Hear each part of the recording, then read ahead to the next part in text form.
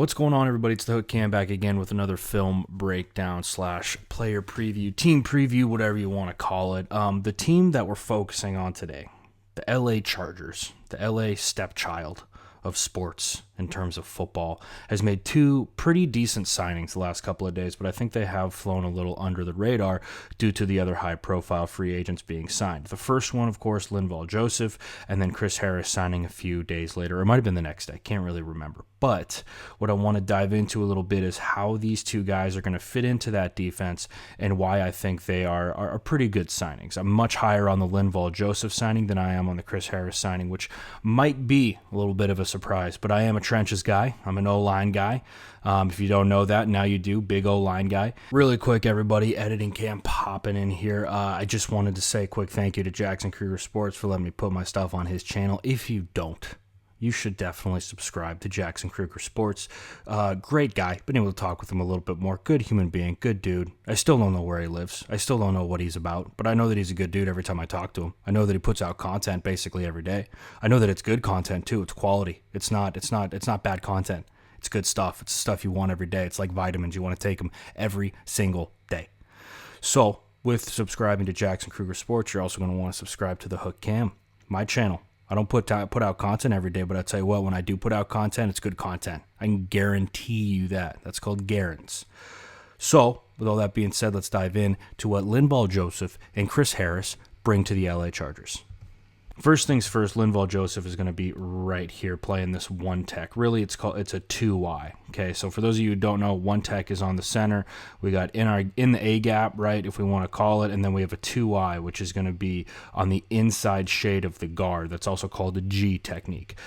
This is Lindvall Joseph, right? And Lindvall Joseph is a massive human being. He eats up space, he eats up double teams, and he's perfect as a true one technique for what the Chargers want to run. Now, in this situation, we got wide zone getting dialed up here from the Atlanta Falcons, right? And they're trying to stress everything this way. This actually might be just how they're running inside zone because they want to create a seam in this defense right here. But either way, this is kind of the focal point of this blocking scheme, right? We need to get movement. We need to get turned on this guy so we have a lane. We all know that you're probably not going to move Lindvall Joseph. So he does a good job here, but Lindvall Joseph, you can see this dude's head is being bent back like a Pez dispenser. That's because he's got his arms extended and he's into the backfield. Really great rep from him, really just creating a roadblock right in the middle of where that running back wants to run. Now, this is a little bit of a unique play, but again, on the goal line, this is your classic goal line defense, right? Pretty much dialed up like a bear front, and then you've got your backers behind it. But this is just a man play from Lindvall Joseph. He submarines the center and then gets up off of his knees to make a play on this thing. I'll run it back one more time. Boom, he's on his knees, right? Because what happened is they down blocked everything and then they pulled a guard. I personally am never a fan of pulling a guard on the goal line. But he gets down there, right? He's trying to submarine the center. Center goes down block. He ends up getting down block from the guard. He's at the bottom of the pile. You can see him right here. Pops up off his knees to make a play on that. Just an outstanding play from Lindvall Joseph in that situation. Definitely something that you like to see if you're, signing this cat to your team. So here we are again. Now he's playing a true one tech on the center. And again, he's just such a big presence. He's so difficult to block. And this is Alex Mack from the Falcons. And Alex Mack has been in the league for a minute.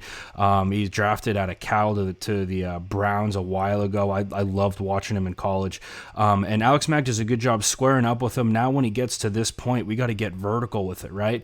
Well, Lindvall Joseph isn't going vertical, man. He's going to go where he wants. He does a good job getting skinny. So now as an offensive lineman, we're pushing on shoulders right now. That's tough to do. He's not squared up with us, so we can't get movement vertically. We're pushing on his shoulders. He turns to get to that edge, and now he's just kind of playing peekaboo with this running back, and he ends up getting a hand on it. Lindvall job by Lindvall Joseph. Good rep, and that's against a good center like Alex Mack. Here we have just another inside zone from the Seattle Seahawks, and again, Lindvall Joseph is 30. But he doesn't move like he's 30. This is a great rep from him. Quick swim move on the center. And then, again, just creating a problem in the middle of this offense, right? This guard kind of gave up on the play. Not a great look from him. I'm sure that he had other good reps this year, though. He's got to scoop that and get to this side of him. I believe that's Mike Iupati, another really good football player who's been in the league for a minute. And Lindvall Joseph just kind of stays with this play and ends up making a play on the running back for a minimal gain. He's not He's not like and it's, we have to understand the different types of one techs and true nose tackles, right? As a true nose tackle, you want a guy like a Vince Wilfork, right? Who's going to eat up space, who's going to two gap, who's going to basically eat up the middle of that defense. And that's really what Lindvall Joseph brings. I just think he's a little bit more, maybe more athletic, maybe more explosive, which is why he ends up playing in this one technique so often. Here we go again. Now we're trying to work a down block from this center, or excuse me, from this guard onto this. And he just does a great job of squaring up with him, getting his arms extended, getting this dude, his shoulders are now square to the line of scrimmage, as to opposed to a down block where we want to move this guy into the defensive backfield. And now we're creating a problem. We got Travis Kelce and we got 74 right on us, right? We just created a pile. That is a great play from Lindvall Joseph, and something that the Chargers are very much so going to look forward to. The Chargers, of course, let go of Brandon Mebane, who was kind of taking over that position for them in the earlier part of the year, or excuse me, all of last year. He was their one tech, and I think Lindvall Joseph may be a little bit more athletic than him. Definitely a good fit. However, Lindvall Joseph is 30, but still, he's got a lot of good football left to play. Here we go again here with Lindvall Joseph against the Chiefs, taking on a double team, and again, we're just staying pat, right in the middle of this thing. This is a great job from him, and what I love about it is look where his hands are, right? We're hanging on to this center and not letting him get up to that second level, and we're just pushing the pile, trying to create a pile for that running back so that he can't have a clear spot to go to. Now, moving on to the second signing for the Chargers, the other guy that they brought in is Chris Harris. Chris Harris has had some great time in Denver, and he's also 30. Two older signings from the Chargers. However, I still think that they have good football left to play. Here we just see a really simple vertical route out of the Bears. Chris Harris does a good job flipping his hips, turning with him, running with that receiver, and then being able to knock away that back shoulder ball. Again, no flag thrown on this thing, just a good all-around football play from him, getting his arm out, hanging on to that receiver, not in a way that you would get a flag, and then also making that catching point a contended spot for him. And there's this weird misconception that Chris Harris is like a slot corner. I think that that's just something that was pushed by Madden, to be honest with you. He, in every snap I watched for the Broncos, was their number one guy. When they played the Texans, he was matched up with DeAndre Hopkins every snap. He's a guy who you want to line up against the other team's best receiver, and you want to have your best shot at being able to shut him down. I think Chris Harris is an above average corner. Do I think that he's truly elite? Probably not, but I still think that you're going to get a lot of really good reps out of him. This is a good example with Chris Harris, right? Again, he's matched up with the number one receiver who's going to stem him out vertical, and then he's trying to break this thing in right behind the backers and sit. He does just that, breaks it in, tries to sit right behind the backers. Chris Harris closes on it, and he's an opportunist with that interception. Probably not the best ball, but the fact that he's there and in that position, I think, is what's more important. And again, just for those people who want to think that Chris Harris is a slot corner, this is DeAndre Hopkins. If you haven't heard of him, he's pretty damn good at tackle football. He's going to motion across the formation, and Chris Harris is going to run with him the entire way. That means that that's his guy. He is the number one corner. Now, what I like about this play is it's a really quick screen to DeAndre Hopkins, a quick smoke screen. We like our numbers here. We got 2-on-2. Chris Harris is going to take off on this play as soon as that ball is thrown and make a tackle. I just think this is a good hard-nosed football play. I kind of see the narrative now with corners is that I don't care if my corners can tackle. I tend to disagree with that. I think that the game is moving so much more to the edges of this thing, out by the numbers. You need corners who can tackle. You need a good corner who's going to be able to wrap up and not let this thing get outside, which is exactly what Chris Harris does.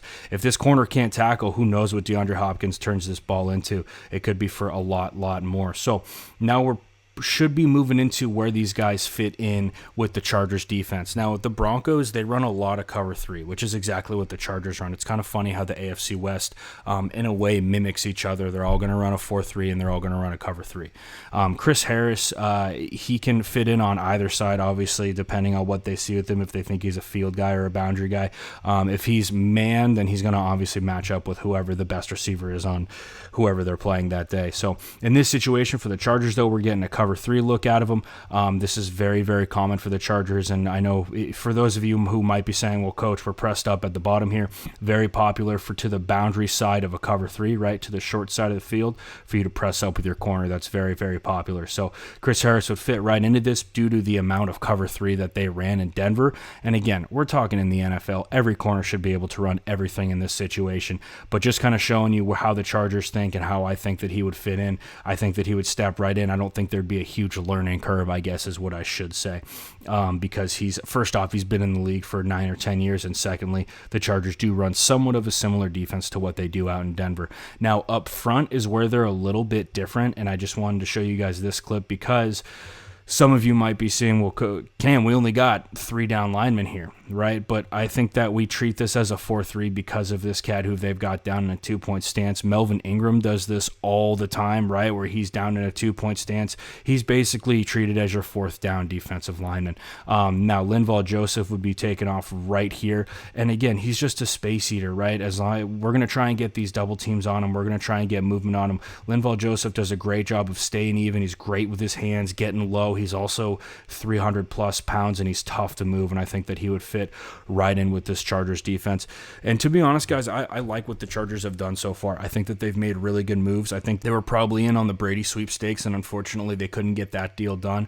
But, I see them taking a quarterback probably early in this draft unless they can sign somebody, or if they want to roll with Tyrod Taylor, do that. And they could also draft a tackle at 6. This is a very, very deep class in terms of good tackles. There's 4 or 5 who could legitimately be drafted in the top 15. So the Chargers have a lot of ways to work. I think that these 2 signings were very good from them, and they filled some spots of need. And I think that I do see the Chargers bouncing back next season and having a much better year than what they did last year. So guys, with all that being said, I'm the Hook Cam. Make sure you hit that subscribe button, hit that like button. Also, a big time thank you to Jackson Kruger Sports for letting me put my stuff on his channel. He's the man. Great human being. Great guy. Been able to talk with him a little bit more. Super stoked to work with him.